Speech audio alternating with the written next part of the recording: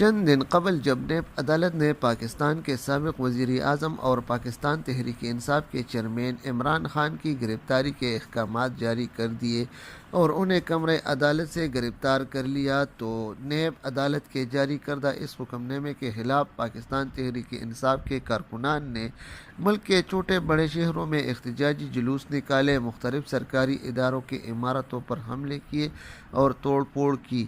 ملک کے دوسرے شہروں کی طرح مردان میں بھی پاکستان تحریک انصاف کے کارکنان نے احتجاجی جلوس کے دوران مردان شہر کے وسط میں واقع پاک آرمی کے تاریخی پنجاب ریجمنٹ سینٹر کے سامنے بھی احتجاجی دھرنا دیا تھا اور مرکزی گیٹ پر توڑ پھوڑ کی تھی، جس سے پنجاب ریجمنٹ سینٹر کے مین گیٹ کو نقصان پہنچا تھا۔